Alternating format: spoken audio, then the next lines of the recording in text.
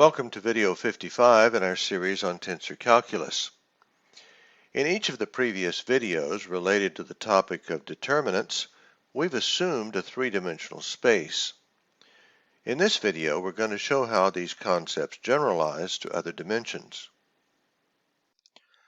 One of the major strengths of tensor calculus is that the expressions we develop are usually applicable to systems of any number of dimensions.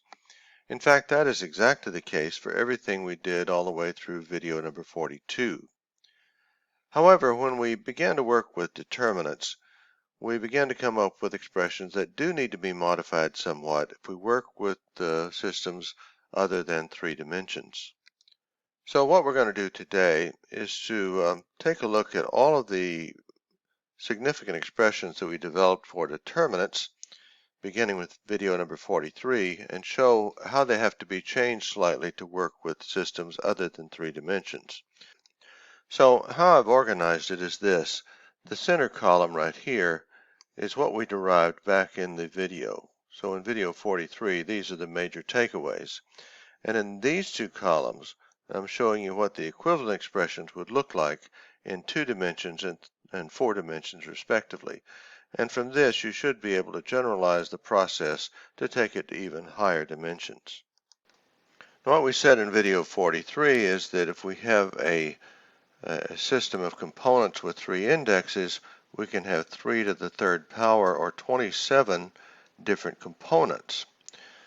But in the case of T here, we said the symmetry is such that it's totally symmetric. We can flip any 2 indexes without changing the value. And we said then that there would be 10 degrees of freedom.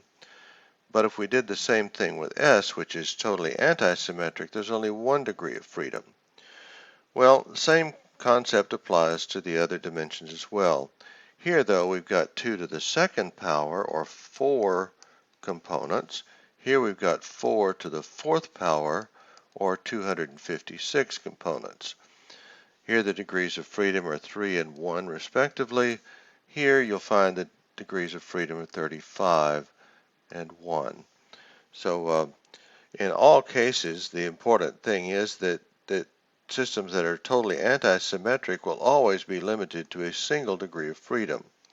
And that means that when we define our permutation symbol like this, we can do the same thing in any number of dimensions. The only thing is that we change the number of indexes. So for 2 dimensions, we use only 2 indexes. The values of I and j can vary from 1 to 2. Here we use 3 indexes. The indexes values can change from 1 to 3. We just extend that to 4 indexes, values of 1 to 4 in each case. Now the rules for using these permutation symbols are exactly the same in each system. If there are any duplicates in the index values, the permutation symbol is 0.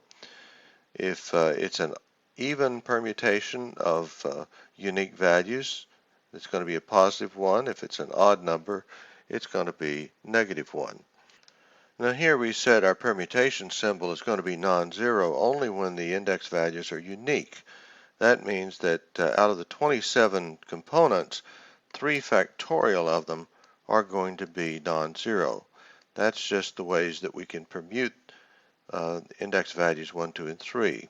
Well, same thing applies in the other dimensions.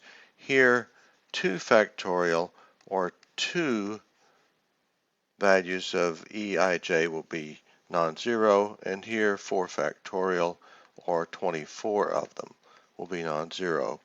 The other components of 256 components will all be 0. We then went on to use the definition of our permutation symbol to show how we can express the value of determinants. Well, here, this is how we would express a 3 by 3 determinant. Here we'd express a 2 by 2 determinant this way, and this one is 4 by 4. And you'll notice what we have to do. Here we've got 3 factors for a 3 by 3. Well, we have to use 2 factors and 4 factors correspondingly. And that makes sense because these indexes line up with the 2, 3, and 4 indexes in our permutation symbol, as you see there. So the differences are the number of factors here, the number of indexes in the permutation symbol here. And then when we actually derive the explicit definition for determinants, notice the factors here, 1 over 2 factorial, 1 over 3 factorial, 1 over 4 factorial, etc. That's why we express it as 1 over 3 factorial and not just as 1/6. So it becomes extendable to any number of dimensions. In video 45, we introduced the delta system. We define the delta ijk rst this way. It's simply the result of a 3 by 3 matrix, a determinant of this 3 by 3 matrix. Well, the extension of that to other dimensions is pretty obvious. We just use a 2 by 2 matrix for 2 dimensions and 4 by 4 for 4 dimensions. Now, these expressions down here are almost self-evident. We said that the delta is equal to the product of our two permutation symbols. Well, the same thing works in 2 dimensions or 4 dimensions. And then, of course, the way in which we can express our determinant values using the delta system extends as well. So these things are obvious. However, look at the identities that we developed. If we take a delta system in 3 dimensions, contract one index here, then it's equal to the index of 2 dimensions. We contract this one, it's twice the delta with one index, and then this one contracted gives us a value of 3. Well, notice what happens in 4 dimensions. We take 4 dimensions, contract one index, it's equal to the delta system in with 3 indexes. We contract that one, it's twice the one with 2. Contract this one, it's 3 times that of 1. And finally, when we contract it this way, it's equal to 4. So in each case, the contraction of the Kronecker delta simply yields a value of n. And it steps downward, as you see, like this. And I think you can see that the extension of this to other dimensions is quite obvious. In video 46, we introduced the idea of a relative tensor. Now, because the Jacobian itself is a matrix and J is a determinant, then just like any other determinant, when we go from one system to the other, we've got to change the number of factors. Here we're going to have 3 factors for the Jacobian, here 4, and here 2. Likewise, we have to deal with a different number of indexes, same way we would for any other determinant.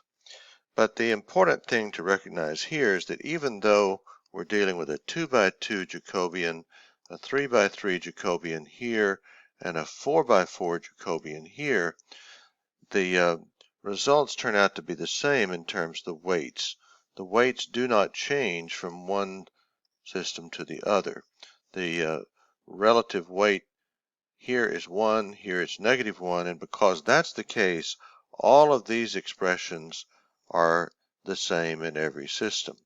We're dealing with these relationships as the determinant values, and these relationships do not change as a result of moving from one dimension to the other. In video 47, we developed the concept of cofactors. Well, the formula for cofactors looks similar in each of our systems, but the differences, first of all, are the number of factors. Here you see 2 factors, and here you see 1 and 3. The number of factors is always 1 less than the number of dimensions. Also, of course, is the number of indexes. We have 3 indexes here, 2 here, and 4 here. The number of indexes always matches the number of dimensions. And finally, this factor out front. We've got 1 factorial, 2 factorial, and 3 factorial. The denominator here is always a value that's 1 less than the number of the dimensions. Note that these differences are similar to and are a natural extension of those that we saw for the definition of determinants themselves. Now, what's interesting is that in spite of the differences we see here, the expressions for the inverse relationships are the same in each of our systems. Now, of course, what does change is the number of terms in the contraction. Because indexes can have a value of 1 or 2 here, then there will only be 2 terms in this contraction, while here there are 3 and here there are 4. But nonetheless, the expressions themselves are the same in each of our 3 systems. Now, as we move on to the expressions we derived for the volume element in video 48, we notice that all the expressions are the same in each of our 3 systems. Maybe you're picking up on a pattern here already, that those expressions that need to be modified are those expressions that involve either the permutation symbol or the delta system. Because we have a different number of indexes in each of those elements, then we have to modify the expression depending on how many dimensions we're working with. But those expressions that do not involve the permutation symbol or the delta factor tend to be universal, and that's the case here. Now, of course, we are dealing here with a covariant metric tensor that is a 2 by 2 matrix, so this is the determinant of a 2 by 2 matrix. Here it's a 3 by 3 matrix, here it's a 4 by 4 matrix, but the expression involving the determinant value itself is consistent in the expression. Same is true for the Jacobian factor right here. It's 2, 3, and 4 by 4 matrices respectively. Now, the expressions are the same, but here the dummy index will result in 2 terms on the right side of this expression, 3 terms here, and 4 terms here. Now, it might be worth mentioning at this point that because this is a 2 by 2 matrix, we, I guess, should refer to this element as the area element because it is, in fact, representative of an area within a 2 by 2 system. But it's quite common to continue to refer to the square root of z as the volume element, regardless of the dimensionality that we're working with. It's okay to call this the area matrix, but it's also all right to call it the volume element as well. And of course, a 4 by 4 determinant over here is not really a volume per se, but again, in general abstract terms, we'll refer to the square root of z as the volume element, regardless of how many dimensions we're talking about. In video 49, we derived an expression known as the Voss-Weil formula. Now, because the Voss-Weil formula does not involve the explicit use of the permutation symbols or the delta symbol, then each of these expressions remain unchanged from one system to the other.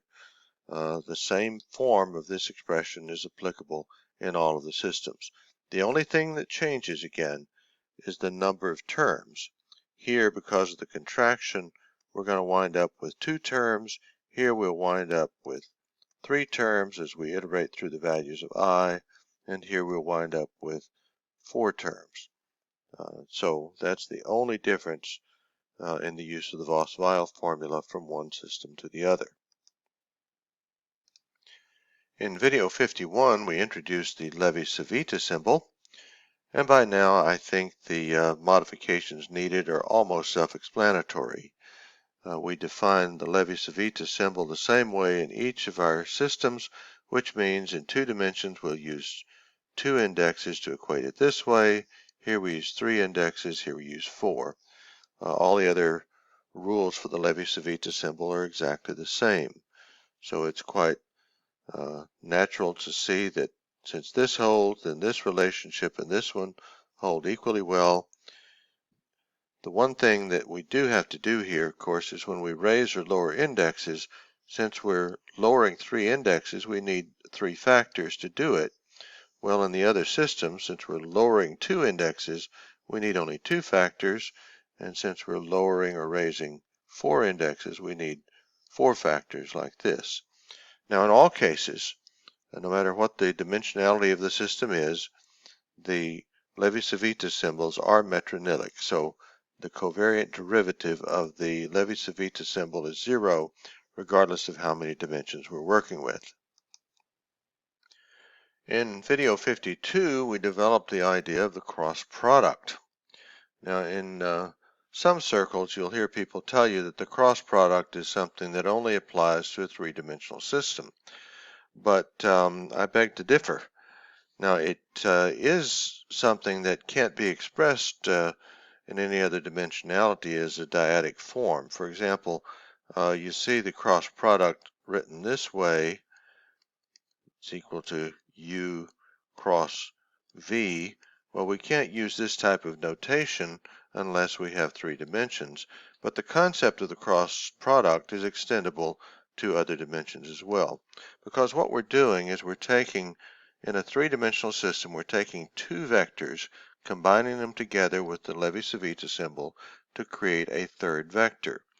Well, we just extend that in 4 dimensions, for example. We would take three separate vectors together, combined with the four-dimensional Levi-Civita symbol. That'll give us a new vector.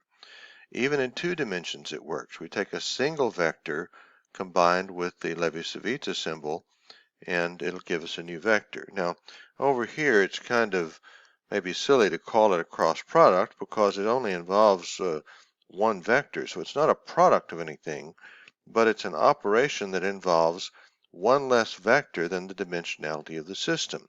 And doing it that way, we can consistently express the relationship for any number of dimensions. It does not work for n equals 1, however. Alright, so in any case, we can use either the contravariant or the covariant expression, and we can use either form to create linear combinations for vectors. So that works in any dimension. Now, right here, what we discovered with this relationship is that the cross product is not commutative. If we switch the order of the two vectors, then the sign changes. What we discover in 4 dimensions is that the same thing happens if we flip the order of u and v, or if we flip the order of u and s, or if we flip the order of v and s. So flipping the order of any two of these will change the sign. In other words, the relationship of these indexes right up here is that they are totally antisymmetric. Okay, now the significance of this relationship is that if we dot either of these two vectors with its cross product, we take the cross product of u and v dotted with u, then it's equal to 0. We take the cross product dotted with v, it's 0. In other words, the resulting vector here, w, is orthogonal to each of the two factors that we used in the cross product. Well, this extension shows you that the same holds true in other dimensions. If we dot the cross product with u or v or s, it's equal to 0. So this vector is orthogonal to all three of these vectors. And even if we go back to 2 dimensions, we dot this vector with its cross product, the value is equal to 0. So the vector u is orthogonal to the vector w. So even though it might seem just a little bit silly to have something that's a cross product of just one vector, it is a useful way of creating a vector that's perpendicular to the other. So this is an operation that will produce a vector w which is orthogonal or perpendicular to vector u. Now when it comes to the magnitude of the cross product, you see here that there's no real discernible pattern. For 3 dimensions, we derived this expression, which in that particular case we were able to reduce to this simple form. Well, that is unique to 3 dimensions. We don't see anything like that in the other dimensions. However, there is an interesting relationship right here. In 2 dimensions, the magnitude of the cross product of u is equal to the magnitude of u itself. Maybe we should walk through that derivation real quick. If we're going to find the magnitude here, we'd have wi dotted with itself. So we would have epsilon ij times uj times epsilon I, and we need a new letter here, we'll use k, times uk like this. And that, of course, is going to be equal to delta ij ik times uj uk, but you'll find that the delta ij ik is just equal to delta jk because of the identity we discovered back with 2 dimensions on our delta function. So here this is going to be delta jk uj uk, and the k index here is absorbed by the delta, leaving us just uj and uj, which of course is the dot product of u with itself. So that is equal to the magnitude of u. So it's a very simple proof to show that the magnitude of w is equal to the magnitude of u in 2 dimensions. Here, of course, we have the useful relationship of this. And here I included the magnitude in 4 dimensions just to show you how convoluted it can get. I'm not going to derive that. I'll leave that as an exercise for you. Might be a useful thing for you to do to practice the use of the delta function to see if you can come up with this expression for the magnitude of the cross product in 4 dimensions. Okay, and the final relationship just shows us that if we have a cross product and we dot it with a second vector here, it'll be the same as if we reverse the order. In other words, the dot product of u with the cross product of v is equal to v dotted with the cross product of u. And you'll remember that that was the equivalent of this in 3 dimensions. This just tells us that u dotted with v cross w is equal to v dotted with w cross u, etc. Okay, now the same thing is extended to 4 dimensions. If we take the cross product in any of these 4 ways and dot it with the remaining vector, we get equivalent expressions. And in all of these cases, what we get are invariant expressions because you'll see that all of these are full contractions. You'll see that every index in each of these expressions is a dummy index. So all of these things are invariant contractions. All right, so let's move on. Now the curl that we introduced in video 53 is the one case that is truly only useful in 3 dimensions. It has no correspondence in 2 dimensions, and in 4 dimensions there are some very convoluted ways to try to define the curl, and the results are such that they really have no practical application as far as I'm concerned. So we're simply going to say that the curl is defined only in 3 dimensions and remains undefined in any other space. And finally, in video 54, we introduced the idea of a physical integral. Well, this extension to other dimensions is, I think, almost obvious. We just modify the number of factors we have in our volume differential, and that of course means that we have to use either double, triple, or quadruple integration combined with that definition. In each case, we make use of the volume element here to make sure that we have an invariant expression for the evaluation of our physical integral. All right, with that we're done. We went through a lot of information in a hurry, but hopefully it made sense to you. In the next video, we'll wrap up our study of determinants by finding the form for the cross product and the curl in each of our sample coordinate systems.